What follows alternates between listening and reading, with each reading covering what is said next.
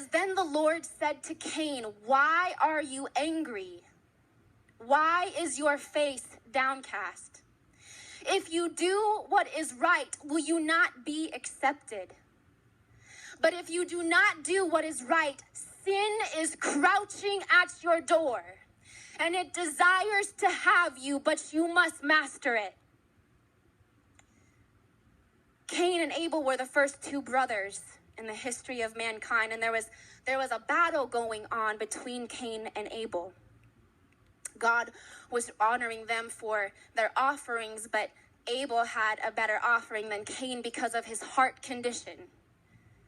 He wanted to give God all the glory that he could, and what happened was that Cain built an offense. That's a really key thing to understand, because a lot of sin, the original sin, took place with an offense. I'm going to jump back really quick to chapter 3, and then we're going to come back here, but I want to show this to you. It's important. In chapter 3 of Genesis, it says, now the serpent was more crafty than any of the wild animals the Lord God had made. He said to the woman, did God really say you must not eat from any tree in the garden? The woman said to the serpent, well, God did say eat fruit. I'm going to go back. I turned the page too quick. The woman said to the serpent, we may eat fruit from the trees in the garden, but God did say, you must not eat fruit from the tree that is in the middle of the garden, and you must not touch it or you will die. The serpent said, you will not surely die.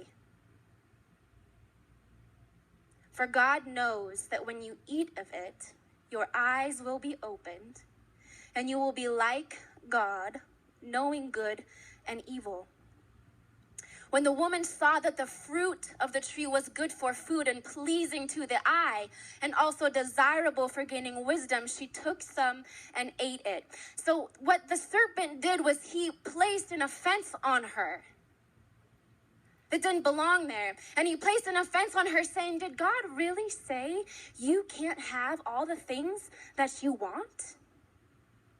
And he's using deception, and she's thinking, well, what if God really loves me and he wants me to have everything I could want? Why would he tell me not to eat this one thing? Well, the Bible even says, because you will die. God doesn't have to give a reason why he says no, but it was so important. He wanted you to know that the thing that you want so bad is actually going to bring you destruction. But the enemy cares more about deceiving you, because I'm going to tell you something. Sin desires you more than you desire sin. So the devil was able to use an offense, number one, place it in her heart, telling her, if God really loves you,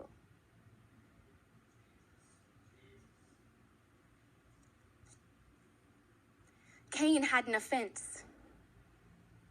Cain had an offense with God because God approved of Abel's heart condition and took more favor on his heart condition than Cain, who just wanted recognition. We're just talking about, what are you really doing? What is your purpose in life? Is it recognition, or is it your heart condition? God said to Cain, if you do what is right, if you just do what is right, Cain, if you just do the right thing. But sin is crouching at your door. Young people, I want to talk to you. This is so important. Sin is crouching at your door. It is waiting for you. It is finding you. Sin will always find you. You don't have to find it. Because by the time that you have recognized it, it was already there looking for you. It says sin was crouching at your door. Really quickly, I want to talk about what happened to Cain, because it's important. That's a whole nother sermon I could go on. Cain was sent and cast to the land of Nod for his punishment, because he ended up murdering his brother Abel. And his punishment for that was to be sent and cast away to the land of Nod.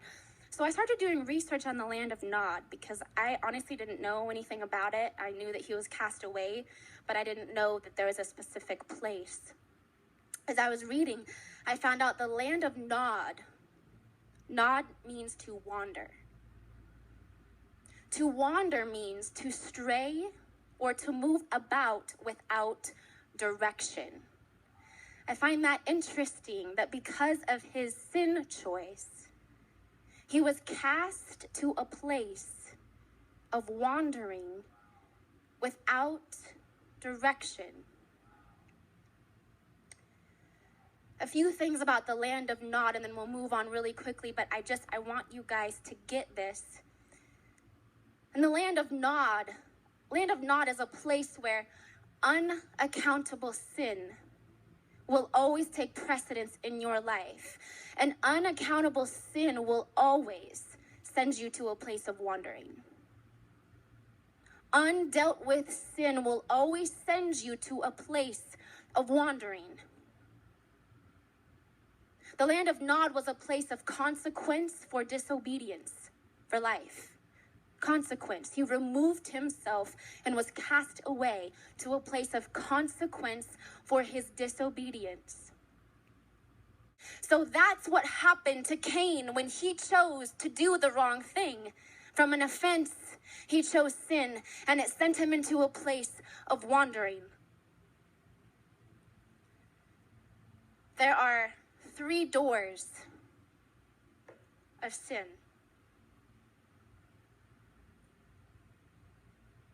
What is sin? Sin can be described really easy as missing the mark or aiming completely in the wrong direction. So if right is this way, sin is this way. There's no in the middle, and the only time that there's gray matter is really to start pushing you in the wrong direction. So right is this way, sin is that way. It is missing the mark or aiming completely in the wrong direction. Sin is the exact opposite of God. There's 3 doors and 3 dominant types of sin. The first one is this: unacknowledged guilt from past mistakes or missed marks. Unacknowledged guilt. Guilt comes from the enemy. When someone says, I feel really guilty, that's the enemy placing guilt and shame on you. Conviction is what comes from God. Those are different. Conviction is what presses your heart to do the right thing. Sin and guilt and shame is what keeps you wallowing in what you did that was the wrong thing.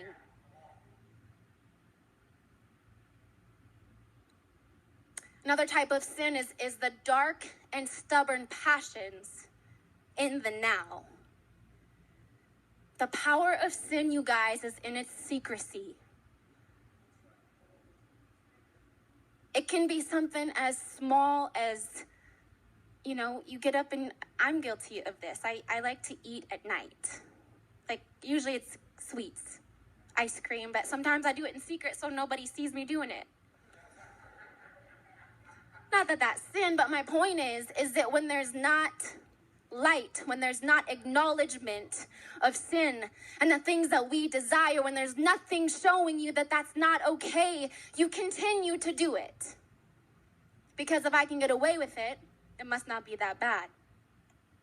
Third thing is the growing habit that your soul craves for evil behavior, evil desire. So the things that you think about doing, not just the things you did or the things you do now, but the things you think about doing in the future.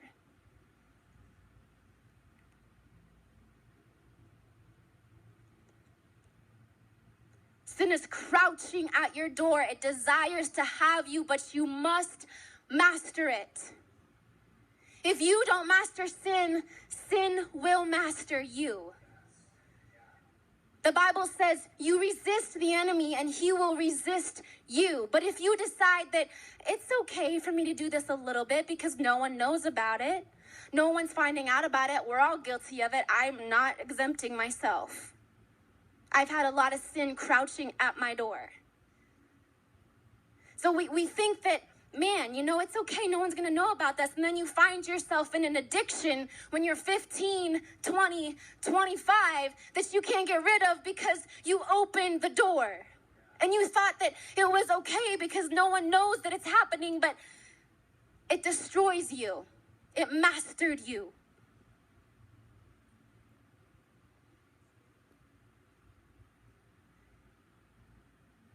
1 Peter 5:8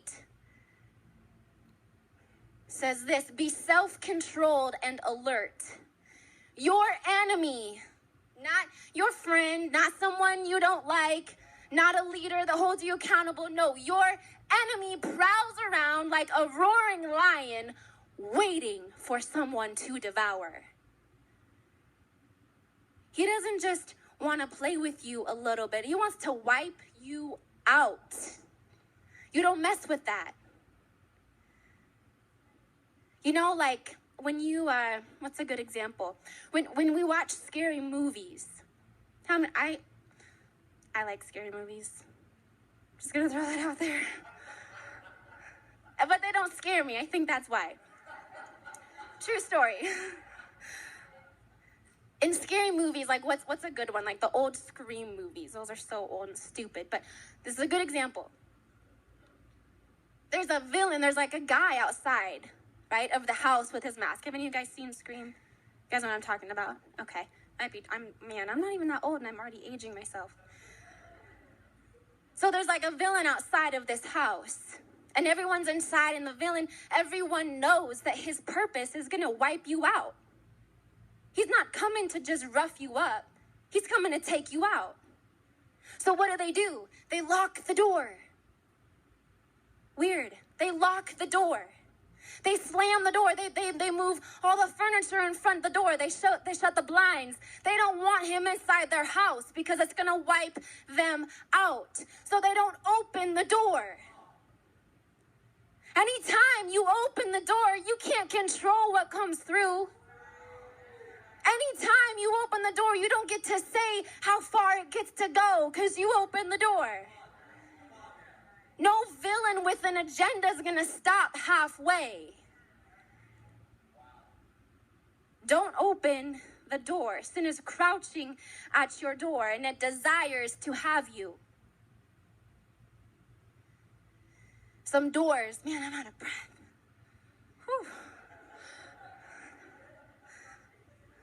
Whew. Hallelujah. There's three doors of sin. First door is the door of temptation. We're going to go back to Genesis chapter 3 and verse 1, where the serpent craftily tempted Eve. He craftily tempted her. See, the irony of that is that God said you can have the whole entire place. You can have every tree, just not one. But you can have everything else that you want.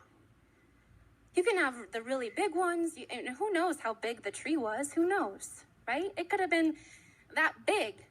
But she wanted that one because she couldn't have it.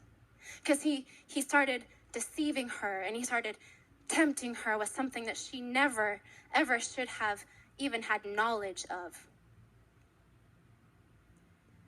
The door of temptation, lust. You look at movies, TV shows, magazines, the internet. You can't even go on Facebook anymore without, for me, having to unfollow people because I don't want to see all your selfies in the mirror.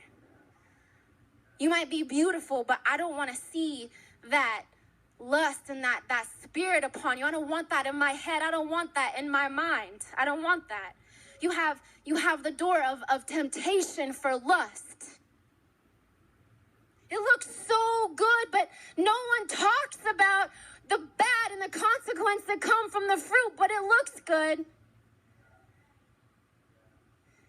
That website looks so good, but no one talks about the guilt and shame that you felt after you looked at it. It just looked good.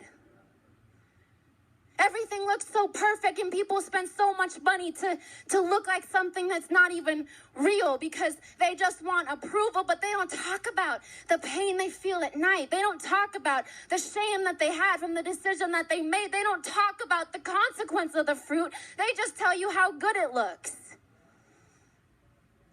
Deception. What about the sin and the temptation of experimenting? I don't feel like I know my place, and I wasn't very good at sports, or maybe this and my dad didn't give me a lot of attention. I'm sorry, I'm really going after this. I don't want to offend anybody, but it's got to be said. My dad never told me I was beautiful, and my high school boyfriend really hurt me, so maybe a girl's gonna take more liking to me. I want to tell you that God is not a God of confusion. He's not confused as to whether or not you are a man or a woman or who you should be with. God's not confused, but the enemy will do everything he can to make you feel like you don't where you belong. He's going to do everything he can to tell you, no, you don't fit in there. You aren't approved here. But you know what? She'll approve you because she feels the same way. He'll approve you because he gets it too. And then two like things that never meant to be together are now doing the wrong thing, and they're creating a sin problem that they can't get rid of.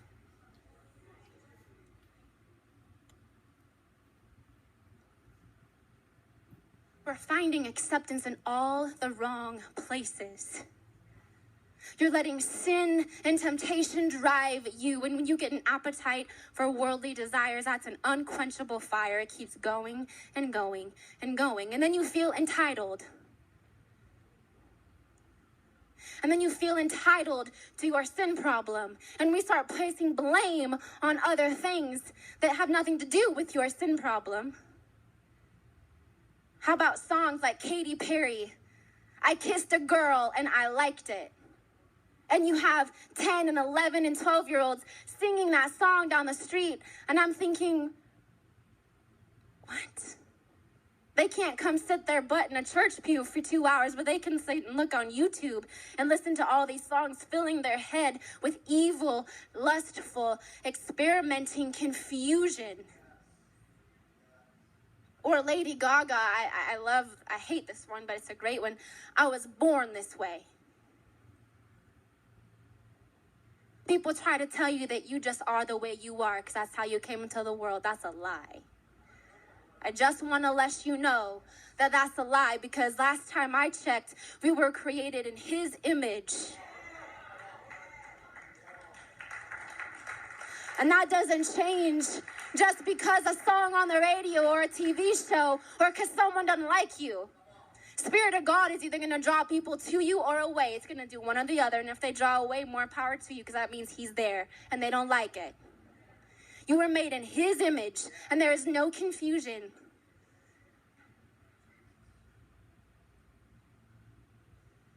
Whew. James chapter 1, 13 through 15 says this: when tempted, no one should say, God is tempting me. For God cannot be tempted, nor does he tempt anyone. But each one is tempted when by his own evil desire he is dragged away and enticed. No one else put it in you, it was your own. Then after the desire has conceived, get this, it gives birth to sin. And sin, when full grown, gives birth to death. To death. Not hardship. Not a season. To death. But Jesus gives birth to life. Jesus raises dead things to life. No matter what situation you're in, no matter how many times you find yourself falling back into that thing, God has said, no, I liberated you. So there might be a temptation, and you might even go halfway. You might even go all the way, but God says there's a way out. I will always give you a way out.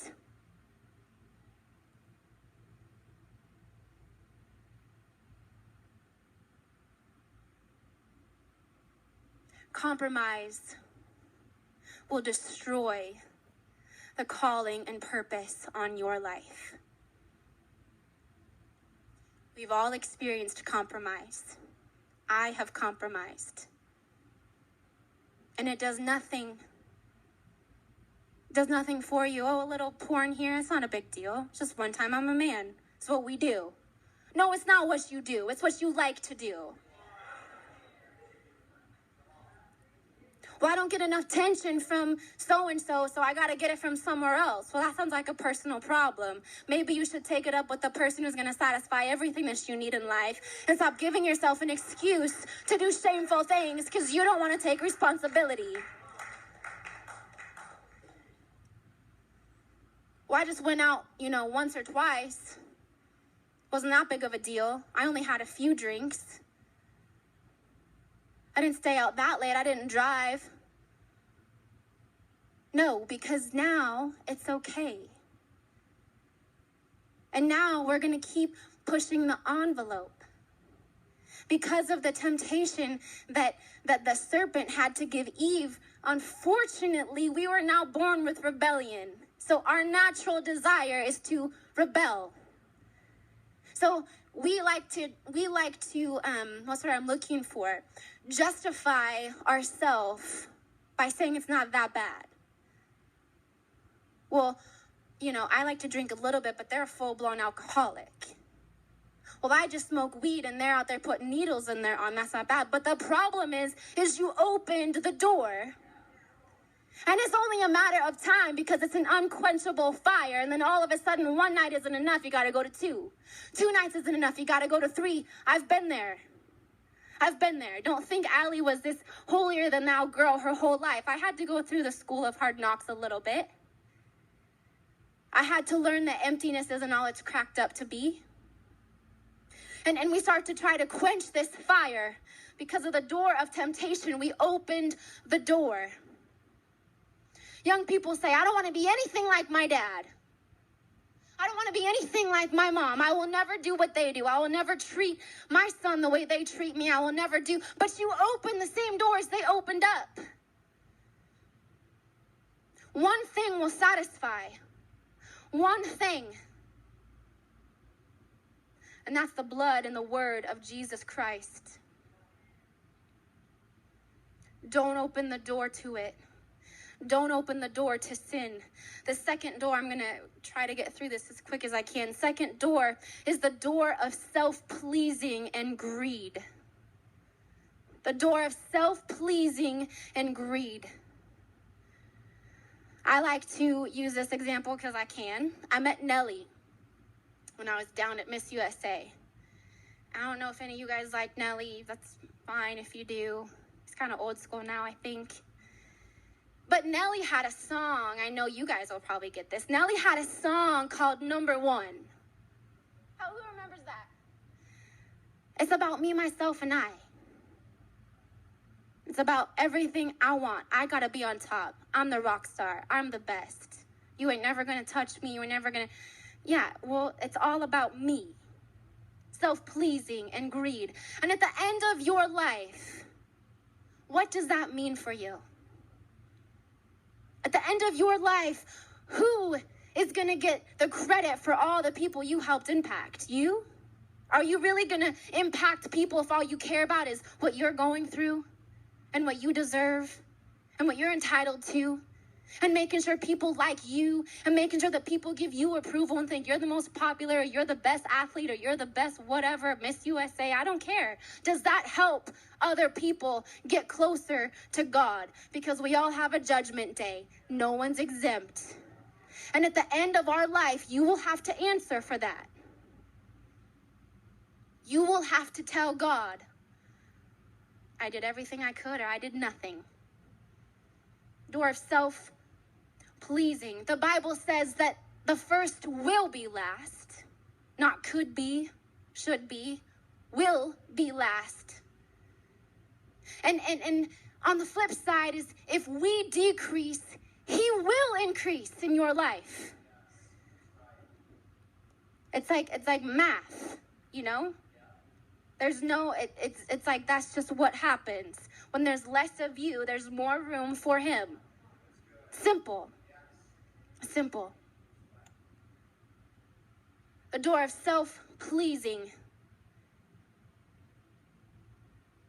Things that we have to do to make us feel good that are just things. We have to keep doing more things to make us feel good because it's never enough, because we're searching in places that will never give you what you want. You just decide it's easier in the moment, but no one talks about the pain you still feel at the end of the day, the inadequacy you still feel at the end of the day, because you want to make it look good because it's me, myself, and I. But nothing is going to satisfy what you think you want, because maybe you don't know what you need or want. This really got me. When I was reading, the Lord was leading me to different verses, and it really wrecked me for a couple hours. It's Judges 2:10. It says, a whole generation grew up who did not know the Lord, nor what he had done. We live in a media-filled world. I got asked a question at Miss USA, what was the greatest invention in your generation? And I had to say, well, I think it was probably social media or, technology. It's everywhere you go. Everywhere you go. My iPhone's not cool enough. I have a 4. I should probably upgrade to a 5 because that's what's out now. Because you got to be on the ball. Everything is media filled. Everything is the quickest and the newest and the greatest and the latest. And it's all these things that we have to look really good. Greed, self-pleasing.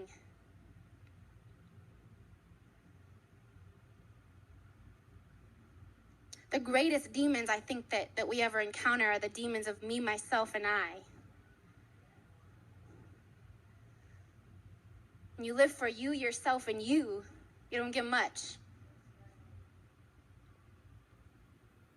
It's hard for people to come sit in church for a couple hours because they're too concerned about what's going on TiVo. They're too concerned about the game they're missing or the show they want to watch, and they're too distracted to find out what happened in someone else's life. They don't even care about what's happening in their own. It's all a ploy to get you distracted from the truth, to get you distracted from what matters. I don't even watch TV most of the time. You can ask my mom and dad. I really don't. Once in a while, I'll watch it, but I'm so out of the loop that I don't even know what's on to know if I care. That could either make me really out of, not up to speed, But I don't care. I don't care. I got to Miss USA and I'm finding how much I don't know. I should know. They're asking me all these questions. I don't know. But I can tell you about Jesus. Crazy. I didn't get my first iPhone, and I don't know if that was my choice or just because I really was that out of date, but I didn't get my first iPhone until a year ago. Smartphone. Not iPhone, smartphone. I had a flip phone forever, I'm like, I don't know how to look stuff up. I can call you or text you. That's about all I got. Take it or leave it. We live in a world that's feeding us media and distraction and getting us so focused on our image that we are so confused as to what our image should even look like. We're too concerned about how new my car is or how big my rims are or, what place I took here or there or, we don't even think about what does God care about? What does God ask of you? What does God require of you? When you leave church, is it just because you guys wanted to do your weekly duty to make mom and dad happy and make it look like you're doing all right, or because it's what's in your heart? Is that what's in your heart? That you increase so he decreases. You want to know what makes a man of God? Submitted to God. You want to know what makes a woman of God? Submitted to God. That's it. Nothing else. Nothing else. I don't care what place you are on your football team.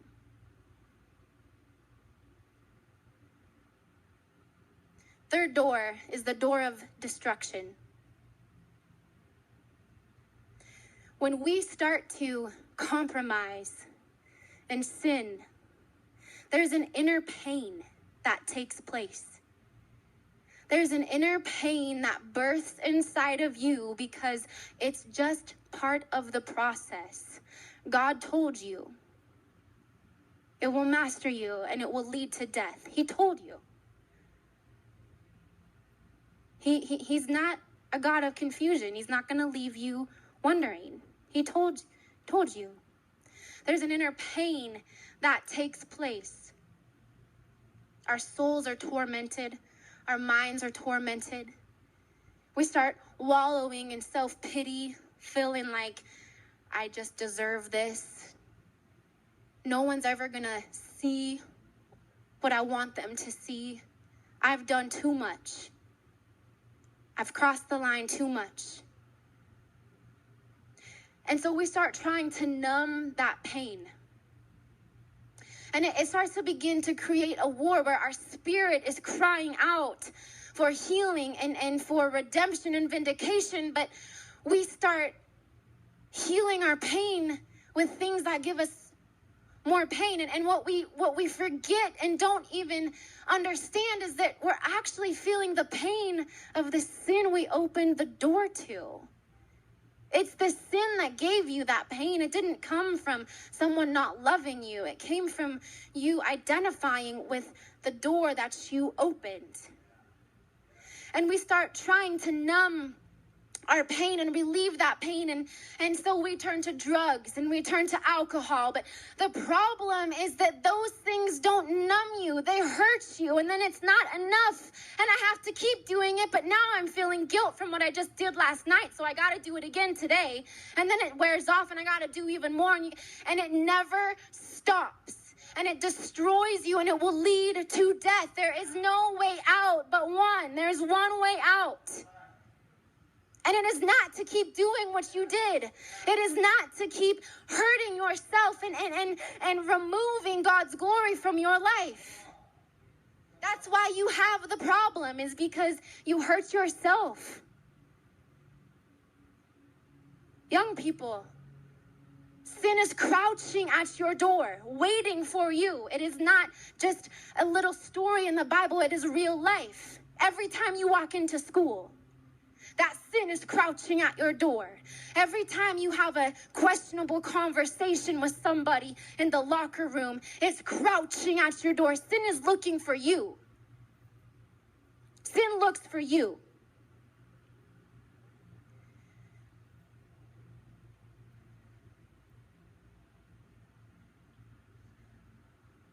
I knew a girl in high school,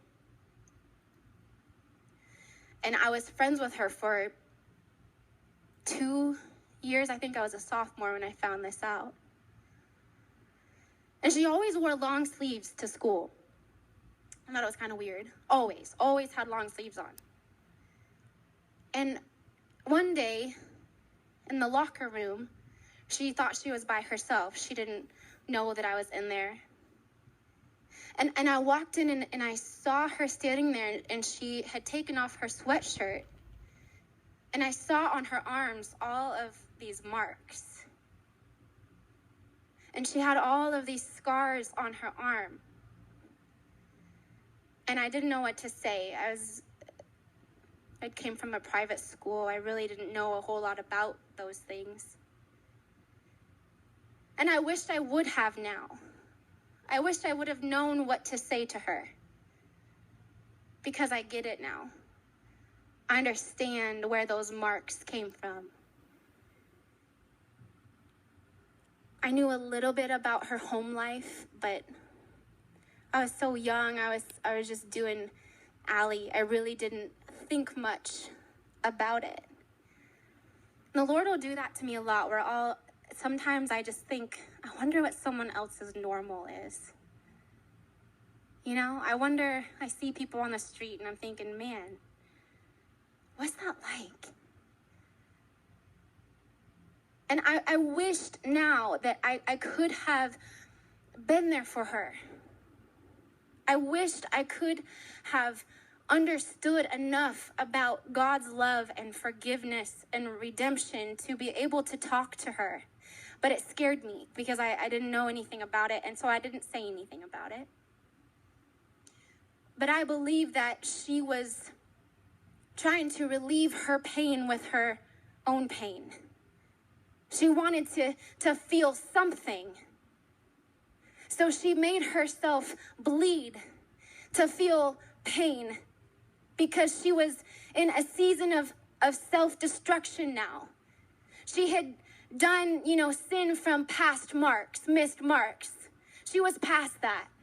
She was past the sin that, we try to battle, those stubborn, dark sins that we deal with now. She was past the desirable things that we think about in the future. She was past that.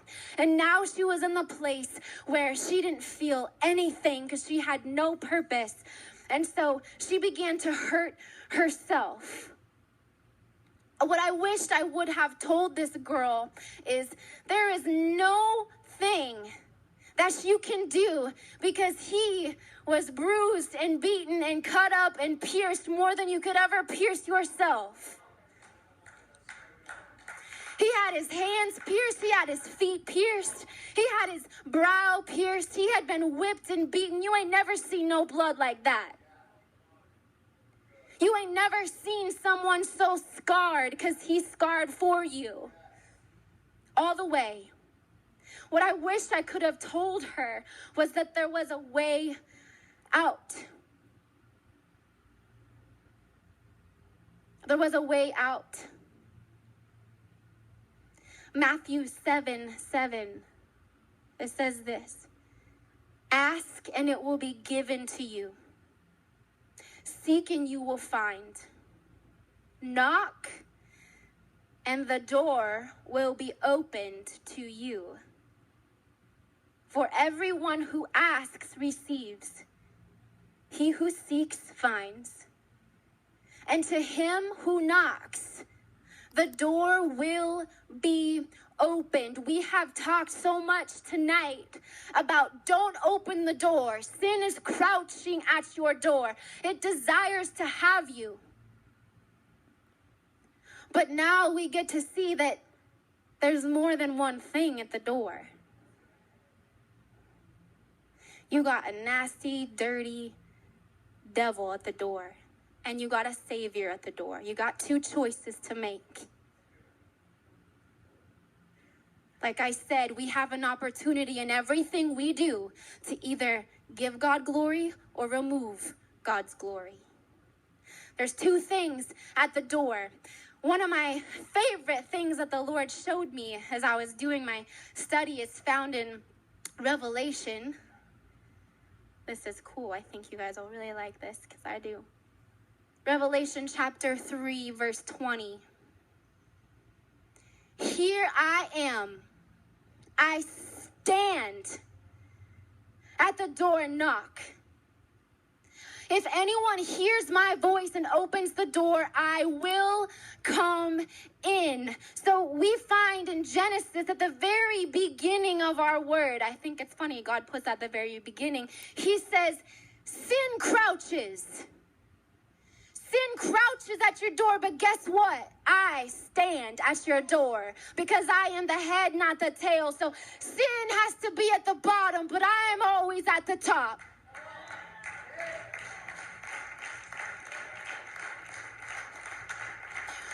We are set free by the blood of the Lamb.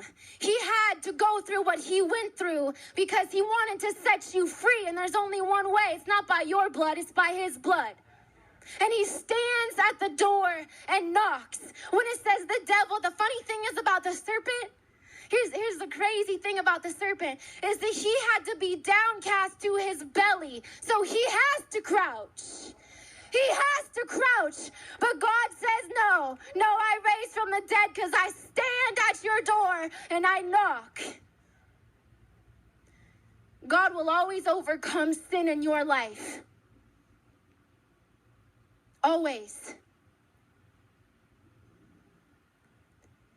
He is bigger. He is stronger. He is more powerful than any drug, any person, any website, any affair. I don't care what it is. God is bigger than that. Will you open the door to God tonight? Will you slam the door on the devil? I don't care if you got one door, you got 10 doors. I know I have a few. Will you shut the door to the enemy tonight? And will you open the door to God and let him stand in his rightful place in your life? Young people, if you can hold on to this, it will rock your world. You will experience a confidence, a fearlessness, a boldness in your life that you've never known. And you will have the ability to shut the door on sin. Those things, the war battles for your affection. The war battles for your affection. Are you willing to slam the door to the things that want to bring you death? And are you willing to open the door to the one thing in your life that will make it all go away?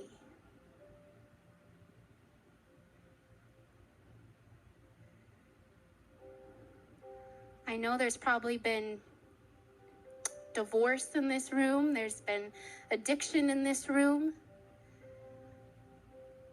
Lust, adultery. It's the devil trying to vie for your affection, to wipe you out. Don't let pride keep you from opening the door to God's love in your life.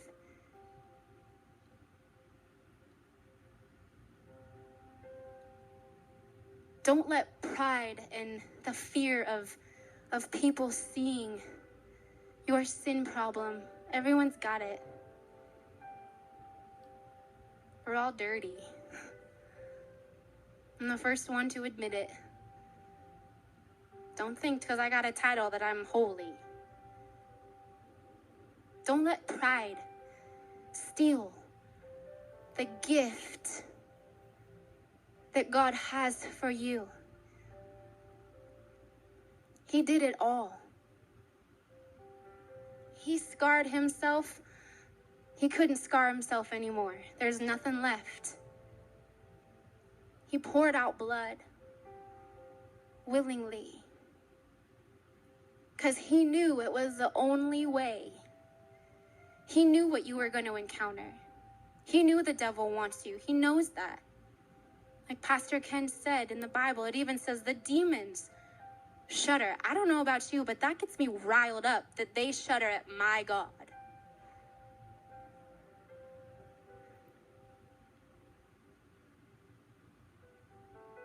I encourage all of us, the longer that we allow sin to take place, the longer we keep that door open, it's going to get darker and darker. It's going to get harder and harder. Young men, that's what you are. You're men. You're young men. You want to be a godly man of influence. How many of you want to be godly men of influence? Let me see. I didn't see one of you that didn't raise your hand. You got to slam that door. You are in the best place that you could ever be, in God's house. You run to God's house.